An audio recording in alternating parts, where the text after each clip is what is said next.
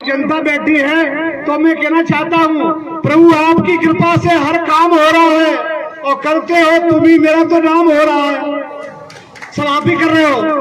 और एक नारा है कि निकलो बंद मकानों से और जंग लड़ो बेईमानों से, ये बराबर आते हैं आपके बीच में। और इसके बीच में हम ये कहना चाहते हैं कि आज का जो मौसम है वो चुनावी मौसम है। और दोस्तों, कहने को तो बहुत बातें, लेकिन एक साजिश हो रही है और विशेषकर यादवों के साथ में साजिश हो रही है और मुसलमानों के साथ में साजिश हो रही है। इन्हें मरवाया जा रहा है। साजिशन इसलिए मरवाया जा रहा है कि ये दोनों जातियां मेरे पीछे पिछलग्गू बनी रहे, इनके इनकाउंटर कराए जा रहे हैं। और इधर दोनों में कॉम्बिनेशन बन चुका है कि तुम ठाकुरवाद की बात करो और मैं मुसलमान और यादवों को देखता हूँ। तो ये तुमसे दोनों बदलाएं और ये हमारे पास बना रहे। और देखिए कितनी बड़ी अच्छी बात है, और पंडित जी को बना दिया विधानसभा का विरोधी दल का नेता।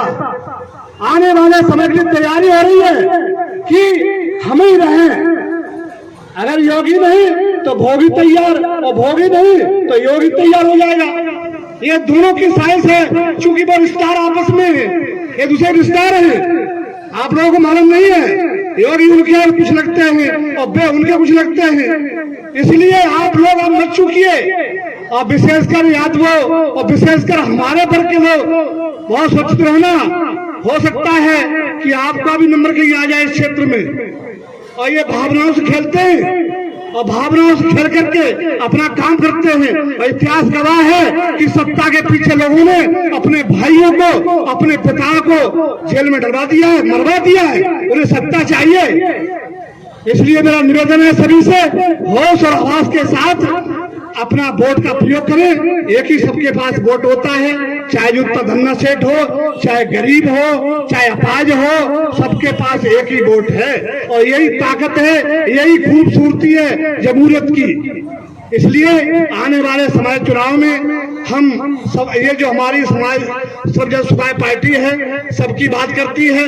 कोई धर्म को लेकर घूम रहा है, कोई जातियों को लेकर घूम रहा है, केवल अपना उल्लास सिद्ध करने के लिए घूम रहे हैं। इसलिए हम लोगों ने जो एक बात की है सज्जन की, उसके लिए हम आपसे निवेदन करना चाहेंगे कि हमारे बीच में जो हमारा रहनुमा बैठा है, इसको किसी भगवान ने बुद्धि दी है, न कोई था नहीं यहाँ पर, यही रहते और एक ही परिवार रहता। और उनकी यह साजिश है कि हमारा ही परिवार, हमारी आने वाली पीढ़ी ही सब कुछ बने, चाहे एमएलए हो, चाहे एमपी हो, पूरे प्रदेश में मेरा ही शासन हो, यादवों पर एक छत्र राज्य हम करें। वो आपको मरवा भी सकते हैं, आपको जलवा भी सकते हैं और कटवा भी सकते हैं, केवल वोट के लिए। इसलिए हमारा निवेदन है सभी अध्यक्ष माननीय श्री विवेक यादव, सर्वजन सुखाय पार्टी के राष्ट्रीय महासचिव माननीय श्री सतराम जी, और हमारे पार्टी के प्रदेश सचिव उदय प्रकाश जी, श्री रामदास जी, अवलाक जी और सुशील जी, और हमारे सभी जिला के जिलाध्यक्ष जी, आए हुए सभी हमारे वरिष्ठ कार्यकर्ता और हमारे पार्टी के सभी जो पार्टी से इसने बढ़ा है, इतनी संख्या में लोग आए हैं, मैं उनका भी हार्दिक अभिनंदन और वंदन करते हैं। मैं सीधी आपसे बात एक बताना चाहता हूं। मैंने अभी करहल विधानसभा ब्लॉक जो है भ्रमण करने के लिए दिया गया। माननीय राष्ट्रीय अध्यक्ष जी ने और प्रदेश अध्यक्ष जी ने कहा कि आपको करहल ब्लॉक देखना है।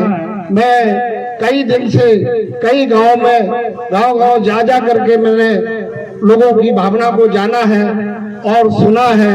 जैसे कि एक पैरार गांव में मैं गया तो उस गांव में लोगों के अंदर इतनी दहशत, लोग बोल रहे हैं कि भाई जो नदी के उस तरफ कुछ अन्य लोगों के गांव हैं, उनसे मुझे बड़ी भय लगता है और मैं उनसे भयभीत हूँ।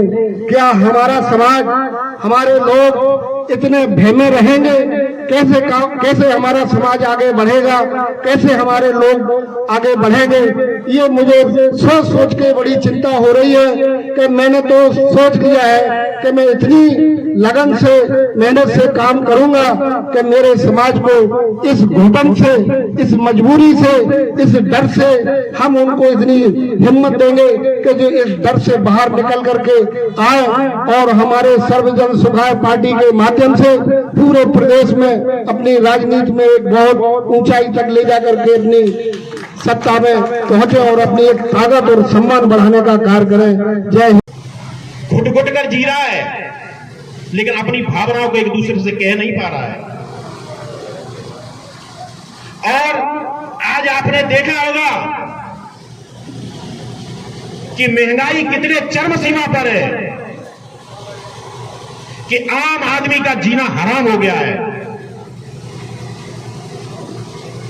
आम आदमी का जीना हराम हो गया है। एक निम्न वर्ग का मैं व्यक्ति देखता हूं कि कम से कम मजदूरी अगर करने जाता है तो 30 दिन की मजदूरी में उसे 30 दिन की मजदूरी नहीं मिलती है, कब केवल 15 या 20 दिन की मजदूरी उसको मिलती है। क्या 300 या 400 रुपए में वो अपने परिवार का पालन पोषण कर सकता है? क्या एक मजदूर नहीं कर सकता है ना, बिल्कुल नहीं कर सकता है। उसकी पीड़ा को कौन समझ रहा है? उसकी पीड़ा को कौन जान रहा है? कोई नहीं जान रहा है। आज मैं ये कहना चाहता हूं कि कोई चीज अगर छोटी होती है तो वही चीज आगे चल के बड़ी भी होती है। तो सर्वजन सुखाय नाम भी हमारे राष्ट्रीय अध्यक्ष ने इतना बढ़िया पार्टी का रखा है कि सर्वजन मतलब सभी जनों, मतलब समाज। ये नहीं है कि इसमें एक मुस्लिम की पार्टी है, कि ये बनियों की पार्टी है, कि ये किसानों की पार्टी है। ये इसमें सभी वर्ग को एक जैसा सम्मान दिया जाता है इस पार्टी में।